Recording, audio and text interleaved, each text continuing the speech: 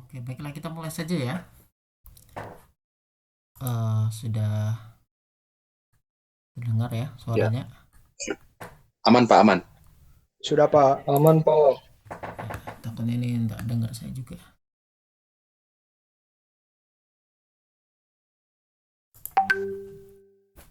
Oke, baiklah kita mulai ya. Assalamualaikum warahmatullahi wabarakatuh. Waalaikumsalam warahmatullahi wabarakatuh.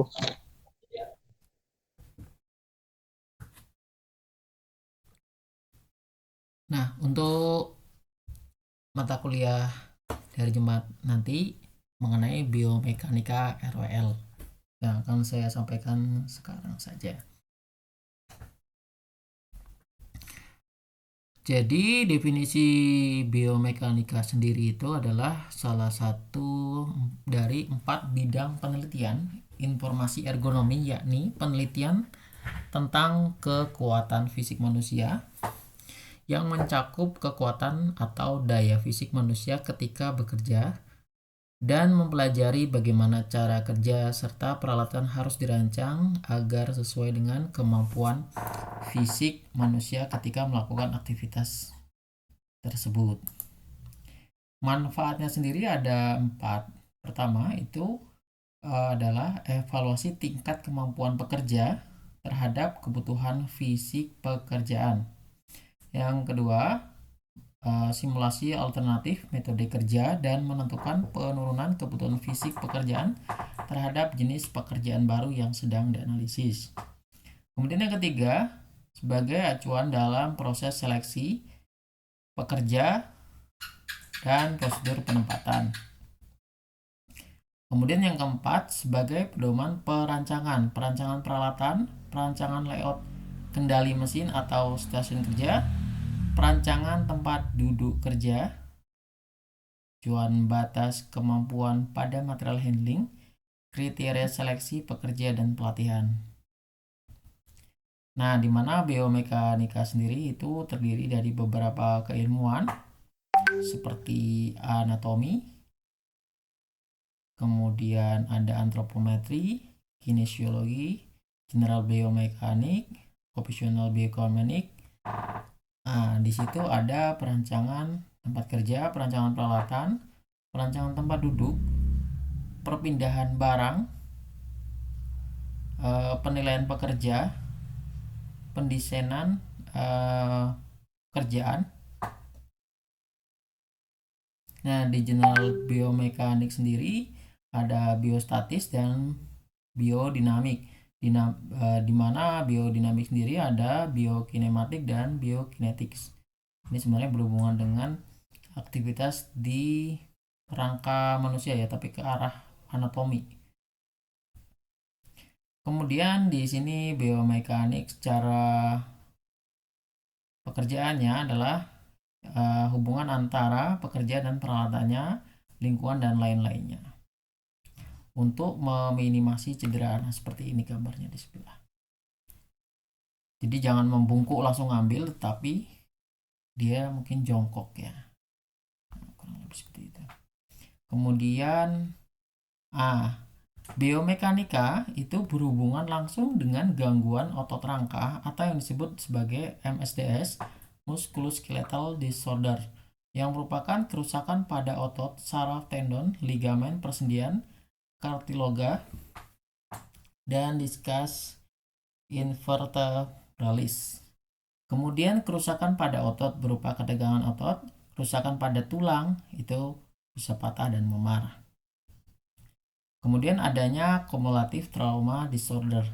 Ini gangguan sistem tubuh pada anggota gerak. Disebut cumulative trauma disorder.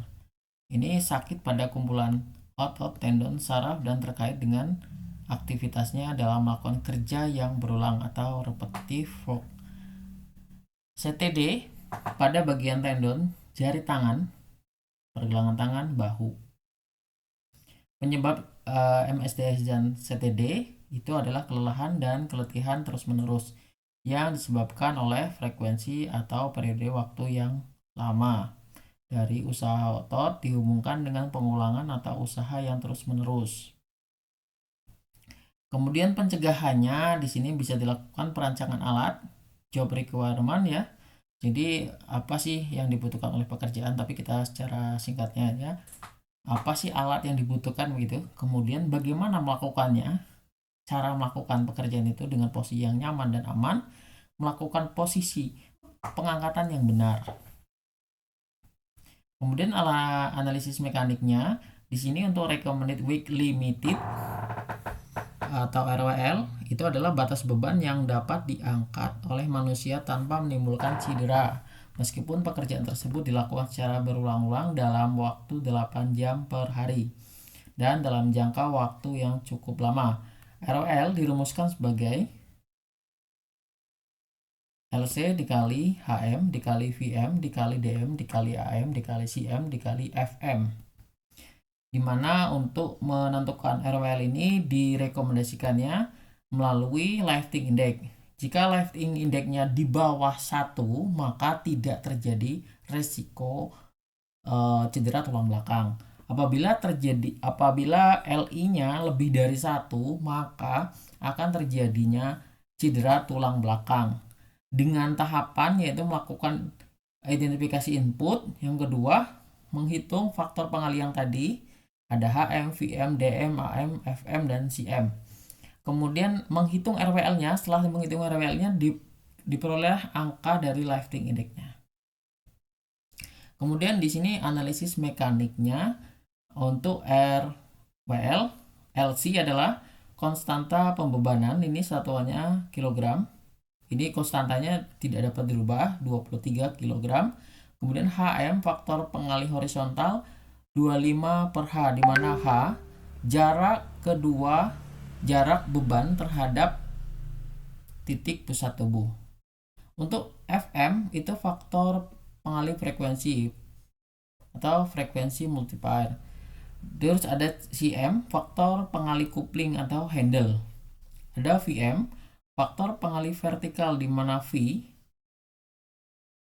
adalah jarak beban terhadap lantai. Kita menggunakan VM yang Indonesia ya, yang bawah. Untuk satuan Indonesia saja. Kemudian kita menggunakan DM. DM ini adalah faktor pengalih perpindahan, di mana D sama dengan jarak perpindahan beban secara vertikal. Untuk mendapatkan DM itu adalah rumusnya 0,82 ditambah 4,5 dibagi dengan D. Untuk AM adalah faktor pengalih asimetri, di mana A adalah sudut simetri putaran yang dibentuk tubuh. AM sama dengan 1 dikurangi 0,0032 dikali A, hanya sudut asimetrinya. Kemudian ini untuk tabel FM-nya dan tabel CM, di mana misalnya tabel FM-nya di sini katakanlah dia pergerakannya 5 kali per menitnya. Per menitnya 5 kali. Jadi di sini kalau dalam durasi 1 jam itu karena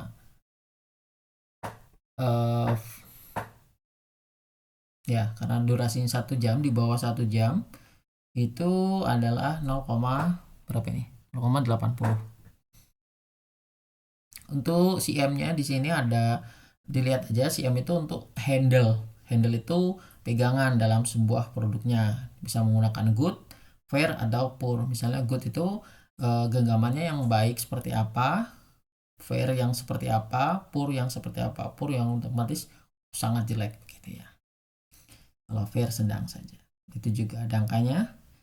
Kemudian untuk lifting index sendiri sudah saya sampaikan tadi bahwa LI-nya kurang dari 1 itu adalah kondisi pengangkatan yang baik, tidak mengandung resiko cedera tulang belakang. Kemudian LI lebih dari 1 itu pengangkatan tidak baik atau mengandung resiko cedera tulang belakang, di mana LI diperoleh dari berat beban dibagi dengan RWL, recommended weight limited. Nah, ini sebagai contohnya adalah misalnya LC-nya 23, HM-nya 0,42. Kemudian